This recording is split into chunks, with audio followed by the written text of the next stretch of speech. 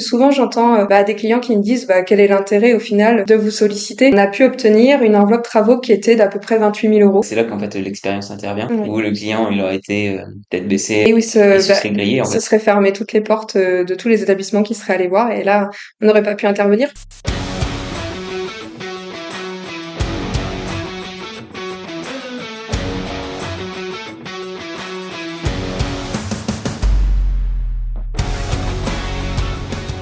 Salut Anne-Laure, Salut, ça va Greg? ça va? On est ravis de t'avoir dans notre podcast avec ta main. Merci, je suis ravie aussi. Bon, on va pouvoir parler de toi, de tes dossiers, plein de choses hyper intéressantes. T'es prête? Je suis prête. Allez, C'est go. parti. Est-ce que tu peux nous parler un peu de toi, qui tu es, depuis combien de temps t'es chez Acte en Main? Alors moi ça fait depuis avril 2022 que je suis chez Acte en Main, donc ça fait à date anniversaire 4 ans. Avant j'ai fait une petite année dans une autre société de courtage, enfin un peu moins 8 mois à peu près, et avant j'ai bossé en banque pendant 18 ans en Ok. tant que conseiller privé sur la. Avec une belle expérience bancaire. Oui, Et donc déjà bientôt 5 ans que t'as basculé, que t'es devenue courtière. ouais ça fait 5 ans. T'as fait quoi pendant 18 ans en banque? Alors j'ai fait plein de postes. J'ai fait un poste qui était au niveau du siège, au niveau de la réalisation des crédits, c'était le back-office pour éditer tout ce qui était offre de prêt, etc., contrôler. Donc ça, je l'ai fait 5 ans. Après, j'ai demandé à passer une formation pour être en agence. Ça s'appelle l'école des ventes, T'as fait le l'école de chemin la un peu banque. inverse, Ouais, c'est ça. classique. Où des fois les gens ils sont en agence, ils vont au siège et Oui. toi, En vrai, il y a peu de personnes du siège qui font ce schéma-là, donc ils étaient assez étonnés. Mais donc ça a été accepté. J'ai fait une formation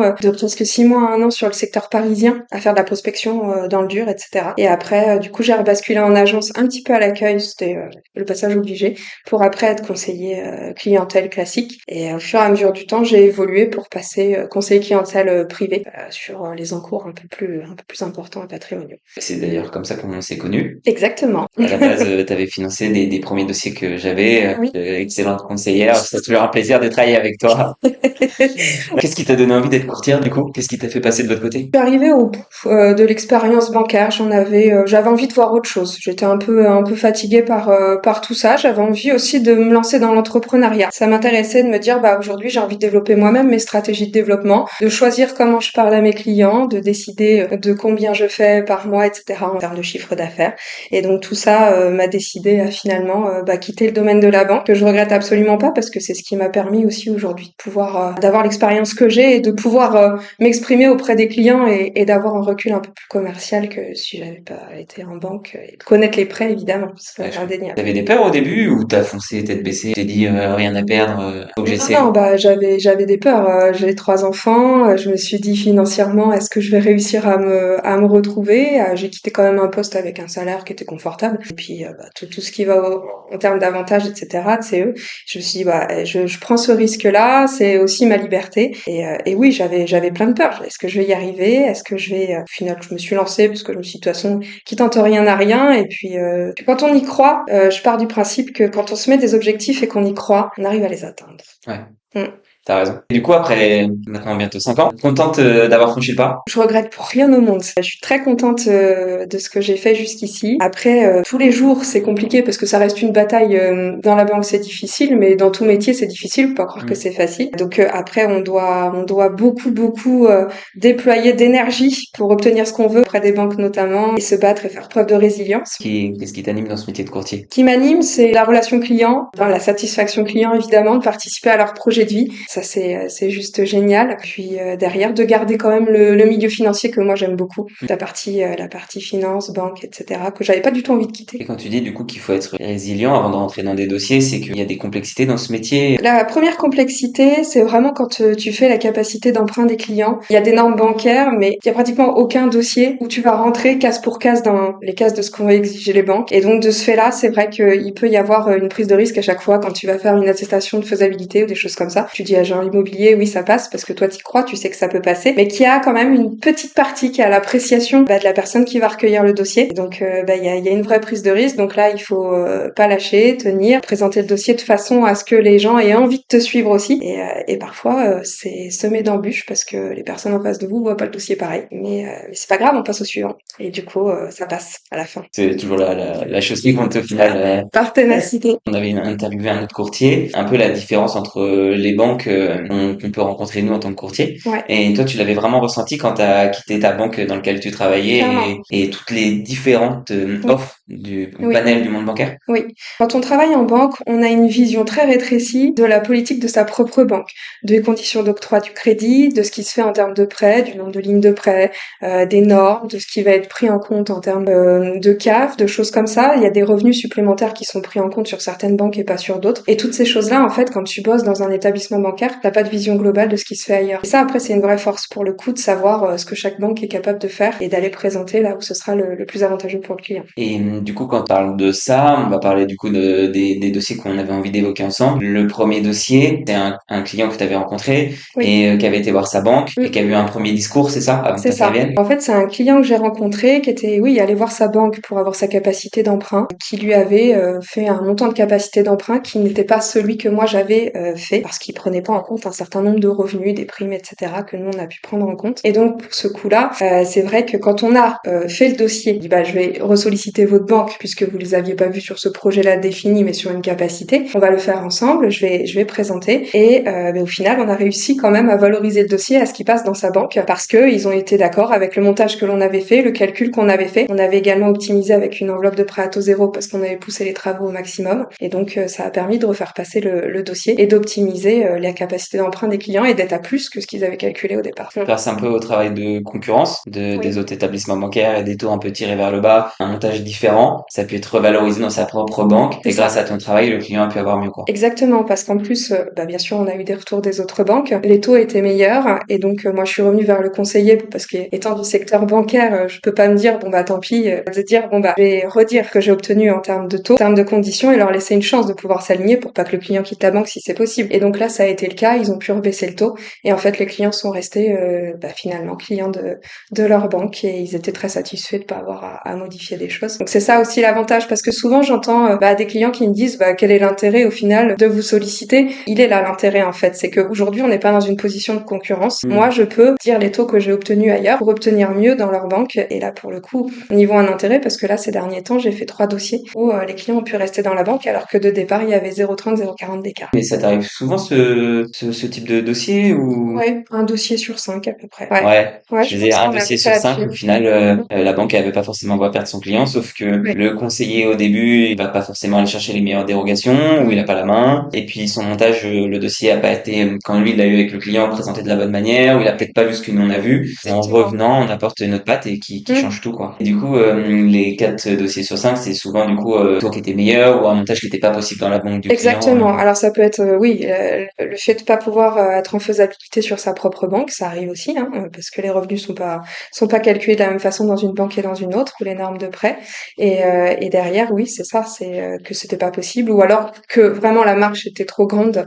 Toi qui commences à avoir 5 ans d'expérience en tant que courtier, qui a eu l'envers du décor, t'as des moments qui sont stressants? Enfin, nous, en tant que courtier, on absorbe quand même le stress. C'est-à-dire que moi, je vais prendre parti quand je vais avoir un refus de prêt dans une banque, de pas forcément aller le dire tout de suite au client, mais d'attendre d'avoir un accord pour lui dire j'ai eu un refus dans telle banque, mais j'ai eu un accord dans telle autre. On absorbe énormément de stress sur les aléas qu'il y avoir en termes de réponse. Ça peut être un apport exigé un petit peu plus fort, un refus de prise en charge parce qu'il peut y avoir un petit frais sur le compte et qu'au final, la banque veut pas prendre le risque. Des fois, le but, c'est toujours d'avoir un plan B ou un plan C sur des dossiers Oui, compliqués. oui. Il y a des dossiers où on sait qu'on est en force de négo, donc on Mm. s'inquiète pas. Là, ce qu'on veut, c'est les meilleures conditions. Et on essaye d'anticiper les futurs problèmes. J'ai un exemple d'un dossier où c'est des clients qui sont dans le 45, où en fait les clients avaient déjà sollicité eux-mêmes 2 établissements bancaires où il y avait eu des refus. Donc leur propre établissement bancaire sur une construction et un autre établissement bancaire qui du coup a dit non parce que madame n'était pas en situation de titularisation de son statut de fonctionnaire. Et du coup j'ai dit bah on n'a pas énormément de force de frappe hein, parce qu'on n'avait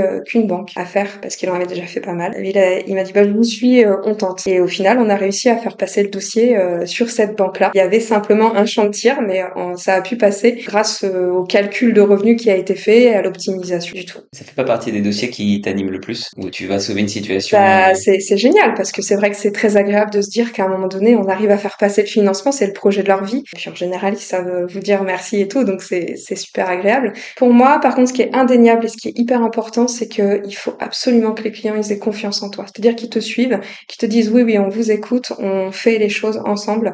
Parce que s'il y a le moindre doute ou qu'ils essayent d'avoir des infos par-ci, par-là, de manière éparse, que ce soit par la famille qui va contredire ou autre, on n'arrive pas à quelque chose de cohérent parce que il n'y a pas la confiance. Et il y a des difficultés même maintenant que tu rencontres encore, ou des choses qui complexifie les relations bancaires. Oui, il y en a toujours.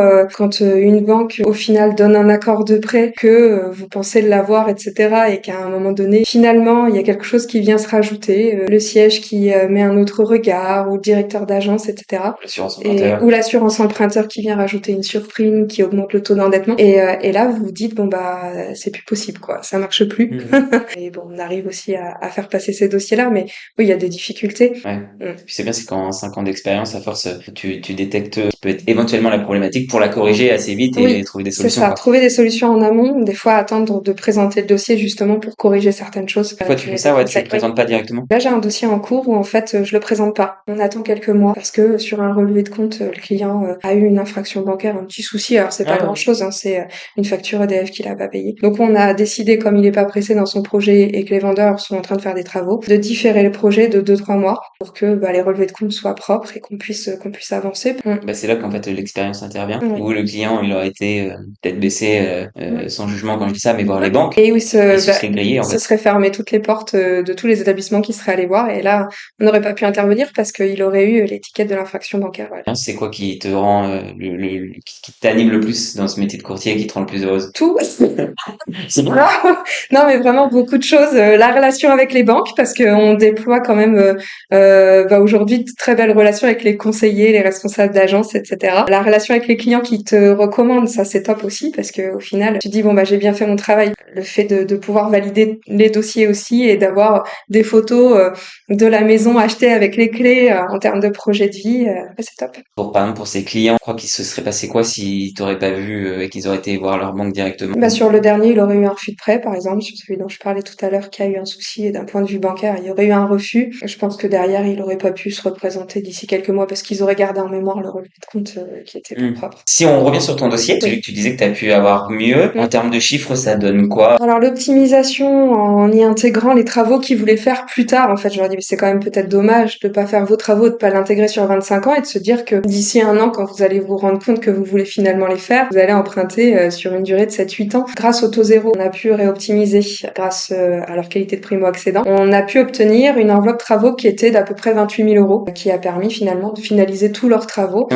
Quasiment 30 000 euros en plus C'est ça. qu'il a pu emprunter, c'est énorme. Et si tu veux dire une chose justement par rapport à ce dossier que les gens doivent retenir, tu aurais un conseil? Oui, et bah, de surtout pas hésiter à avoir un autre regard que sa propre banque sur un projet immobilier d'une vie, parce que c'est hyper important d'essayer d'optimiser les choses pour avoir une capacité d'emprunt qui soit la plus forte possible et pas s'y remettre demain, à avoir un bien qui convienne et se dire bon bah on va faire des bouts de prêt, de prêt, de prêt. C'est ça. Voir un courtier et avoir un regard qui soit un peu plus général sur ce qui est possible de faire par rapport aux divers partenaires bancaires et acteurs du secteur. T'as un conseil à donner à quelqu'un qui hésite à passer par un courtier? De se dire que de toute façon aujourd'hui il peut toujours venir à nous ou nous qu'on vienne à lui, enfin ça n'a pas d'importance, mais de tester notre vision des choses, l'étude que l'on fera pour qu'on lui explique notre angle de vue par rapport à son dossier et comment on pense pouvoir le présenter, parce que déjà notre étude elle est gratuite donc c'est un réel avantage et se dire que s'il a aimé notre façon de bosser, seul risque qu'il prend c'est d'avoir un meilleur taux que s'il fait les choses lui-même, c'est pas mal. Effectivement, il y a plus à gagner qu'à perdre. Normalement oui, en passant par nous. Ouais. C'est où qu'ils peuvent trouver tes coordonnées? Partout sur internet, sur Facebook, sur Insta, sur le site internet, voilà, on est partout. Bon bah super. Et bah écoute, Voilà. on était ravis de te recevoir. Eh bien, c'est partagé, moi aussi. Merci d'avoir pris du temps pour nous. Avec plaisir. Puis à bientôt. À bientôt.